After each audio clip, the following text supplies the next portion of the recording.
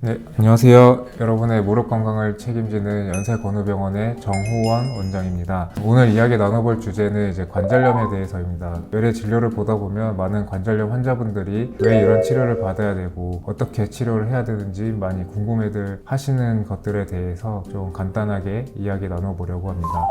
일단 관절염이 생길 수 있는 가장 큰 위험 인자들의 몇 가지가 있습니다. 나이나 성별, 관절의 위치, 그다음에 체중, 유전적인 요인 등이 관절염을 발생시킬 수 있는 위험 인자로 알려져 있고, 관절의 정렬이나 외상 또한 관절염을 일으킬 수 있는 요인이 될 수 있습니다. 특히 나이에 대해서 많이 알려진 바로는 50세 이상에서 25% 정도가 관절염을 가지게 된다고 알려져 있고, 관절염이라는 것은 퇴행성 질환이기 때문에 65세가 넘어가는 시점에서 급격히 관절염 환자의 비중이 늘어나는데, 특히 여성분들에서 많이 늘어난다고 알려져 있습니다. 특히 체중이 굉장히 중요한데, 체중이 많이 나가고 갑자기 살이 찌는 경우에 관절에 부하가 많이 가서 관절 부위 통증을 느끼게 되는 경우가 굉장히 많습니다. 체중 1kg당 무릎에 가해지는 하중이 한 3kg 정도 감소하는 걸로 알려져 있고, 체중을 5kg 정도 감소했을 경우에 관절염의 진행 정도를 50% 정도 예방할 수 있다고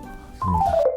재밌는 연구 결과가 있는데, 란셋이라는 세계 유명 논문 잡지에서 발표한 내용입니다. 2030년도가 되면 한국에서 전 세계 모든 국가에 비해 여성과 남성의 연령대가 기대 수명이 제일 길다, 이렇게 발표를 했는데, 한국에서 관절염의 환자들이 더 많을 수 있다는 얘기가 될 수 있습니다. 관절염의 치료, 경과 이런 것들이 굉장히 중요한 것으로 생각이 됩니다. 우리 무릎의 관절은 항상 항상성을 유지하고 있습니다. 관절이 연골이 파괴가 되면 다시 재생이 되고, 이런 과정들을 반복을 하고 있는데, 항상성이 무너지는 순간 무릎에 하중이 가해져서 연골에 부하가 가해지고, 부하가 가해진 연골이 일종의 과정을 거쳐서 연골의 파괴를 촉진시키게 됩니다. 기본적으로 관절염 치료는 약물 치료를 동반을 하게 되는데, 환자분들은 약을 먹는 것에 대한 거부감이 조금 있으신 것 같습니다. 그래서 약을 계속 먹어야 되는 이거 진통제 아닌지 하시는 분들이 많은데, 이러한 몸속에 있는 염증 인자들을 조금이나마 예방하고자 약물들이 만들어져 있고, 근본적으로 염증 인자가 해소가 되고 이러한 연골을 파괴시키는 것들을 제거를 함으로써 관절염을 유지하고 예방할 수 있다는 것을 다시 한번 말씀드리게 됩니다. 엑스레이를 찍어서 변형이 발생하는 것을 확인했을 때는 관절 연골 상태가 비가역적으로 어느 정도 돌아선 상태이기 때문에 빨리 진단을 하고 예방하는 것이 더 좋은 치료 방향일 것이라고 생각이 됩니다. 그래서 관절염 증상들로는 대부분 아프고, 무릎이 좀 뻣뻣하고 뻐근하고 시린 듯한 느낌을 받게 되고, 조금 더 지나면 관절이 점점 굳어가서 무릎이 완전히 안 펴진다거나 완전히 안 구부러진다거나 하는 증상을 호소하십니다.